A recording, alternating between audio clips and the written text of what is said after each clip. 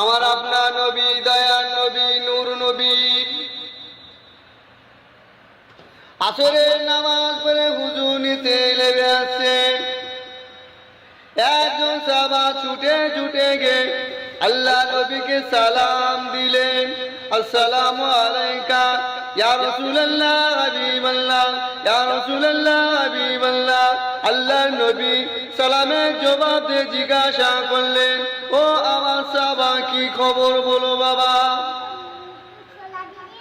কি মনে করে এসেছেন বাবা? সাহাবা বললেন, ইয়া রাসূলুল্লাহ, ইয়া হাবিবাল্লাহ, হুজুর বেয়াদবি মাফ করুন, আমার মনের ভিতরে একটা কথা উদা হয়ে গিয়েছে, সেই কথাটা জানবার জন্য এসেছি হুজুর। আল্লাহ নবী বললেন, ও আমার সাহাবা কি কথা বাবা, ও আমার সাহাবা কি কথা বাবা? সাহাবা হুজুর বললেন, ইয়া রাসূলুল্লাহ হাবিবাল্লাহ, ইয়া রাসূলুল্লাহ হাবিবাল্লাহ, হুজুর বেয়াদবি মাফ করুন, কিয়ামত কবে হবে? আল্লাহ নবী বললেন, ও আমার সাহাবা শুনে রেখে দিন, কিয়ামত একদিন হবে, হবে কবে হবে আল্লাহু আলিমুল গায়ব, আমার আল্লাহ পাক ছাড়া আর কেউ জানে না।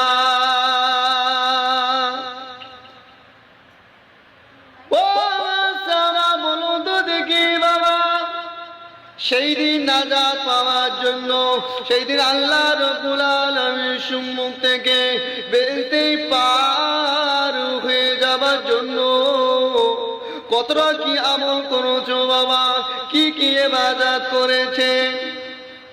আল্লাহ নবী সাহাবা বললেন, ইয়া রাসূলুল্লাহ, ইয়া হাবিবাল্লাহ, ইয়া রাসূলুল্লাহ, ইয়া হাবিবাল্লাহ, হুজুর বেয়াদবি মাফ করুন, আমি একজন নগণ্য, একজন গরীব, একজন সাহাবা, বেশি কিছু আমল আমি করতে পারি না, বেশি কিছু ইবাদত আমি করতে পারি না।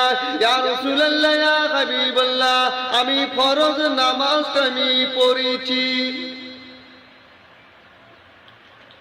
ওয়াজিব নামাজটা আমি পড়েছি, সুন্নত নামাজটা আমি পড়েছি, নফলটা পড়তে পারি না। ইয়া রাসূলুল্লাহ, ইয়া হাবিবাল্লাহ, আমি ফরজ রোজাটা রেখেছি, নফলটা রাখতে পারি না। ইয়া রাসূলুল্লাহ, ইয়া হাবিবাল্লাহ, আমি ফরজ হজটা আমি করেছি, নফলটা করতে পারি না।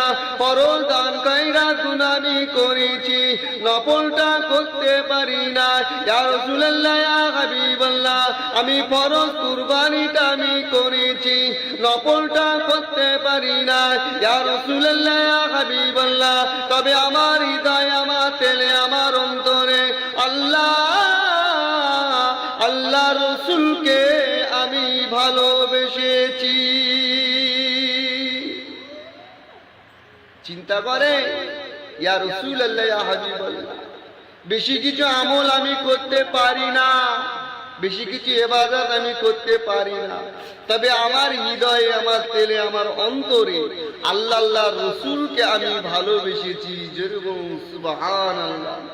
আল্লাহ নবী কি জবাব দিয়েছিলেন? ও আমার সাহাবা শুনে রেখে দিন, কাল কিয়ামতের ময়দানে, কঠিন হাসরের দিনে আল্লাহ পাকের রহমতের জান্নাতের বেহেশতের ভিতরে আমি রাসূলুল্লাহ সাল্লাল্লাহু আলাইহি ওয়াসাল্লাম, আমার জায়গা যেখানে হবে আপনারও থাকবা জায়গাটা, আমি রাসূলুল্লাহ সাল্লাল্লাহু আলাইহি ওয়াসাল্লাম আমার পাশাপাশি